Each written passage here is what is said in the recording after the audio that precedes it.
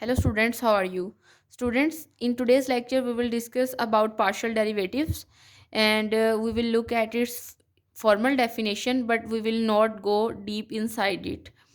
Now students, let me show you the formal definition of partial derivatives with respect to x and with respect to y. Now students, look at it. Here first I have written down the formal definition, or you can also say the limit definition of partial derivative with respect to x. Now students, when you are dealing with respect to x, then the partial derivative of a function, here you have a two variable function that is in variable x and y. Whenever you are trying to find the partial derivative of a function f of xy, now students, the one more thing arise in your mind, then why you are saying partial derivatives here? Because lastly we have discussed about the differentiation, and there we haven't used the term partial. Now students, we have used the term partial derivatives because here we have two variables, and when we come across two variables, then we cannot be able to find its complete derivative. And later in this lecture series on this particular topic, I will also discuss chain rules for finding the derivatives, or you can say the complete derivative. But when you come across two variables and you have to solve it with respect to just x, because here you are not dealing with respect to y, you are just dealing with respect to x, so that's why you have to find its partial derivative. You couldn't be able to find its complete derivative, but you could, but by using some chain rule that we will discuss in later lectures. Okay. Now students, the partial derivative of this function with respect to x at some particular point x naught y naught is, means how you can find the partial derivative with respect to x at this particular point.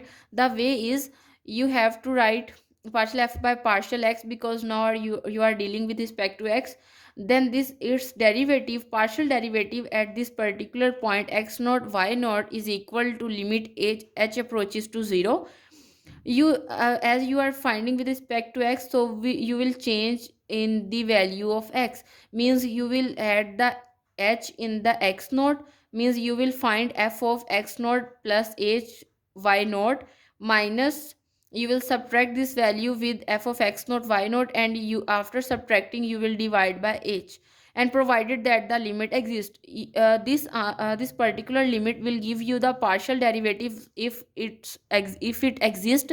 Otherwise you will not say that the partial derivative exists if this limit does not exist. Okay. Now we treat y as a constant here. Now student, partial derivative with respect to y in the similar way as here I have changed in the value of x. Now I will substitute in place of y naught plus h, and after that, if this limit exists, then we say that this limit value is the partial derivative of this function with respect to y. Okay, we hold x fixed at the value x naught and take the ordinary derivative of f of x naught y naught with respect to y at y naught. That means here we will treat x as a constant term. Now students, if you want to look at particular example, then let me show you how you can use this formal definition for finding the partial derivatives. Now students, suppose that let me write down an example. You are asked to find the partial derivative of this simple function. Like you can write here simply 2x plus y. Okay, and you have to find its partial derivative with respect to x. Find partial derivative with respect to x. Now students, as I show you earlier, that the definition for finding partial derivative with respect to x is this one. So first of all, I will write the definition so I shouldn't get confused.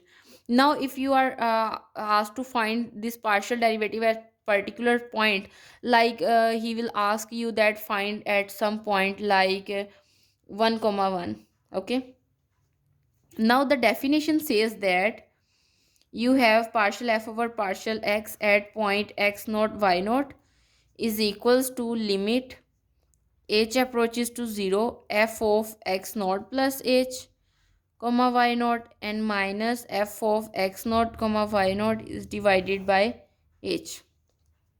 Okay, now students, here if I replace our particular point 1 1, then what you will get? You will get 1 comma 1 here, and after that limit h approaches to 0, f of, here your x naught is basically 1 and y naught is equal to 1 also. So that's why I will write here 1 plus h comma 1 and minus f of 1 comma 1 and is divided by h. Now students, you know that your function here is f of xy. Okay, now if you replace inside your function in place of x 1 plus h and in place of y 1, then you will get 2 into 1 plus h plus 1, and simplify it, you will get 2 plus 2h plus 1.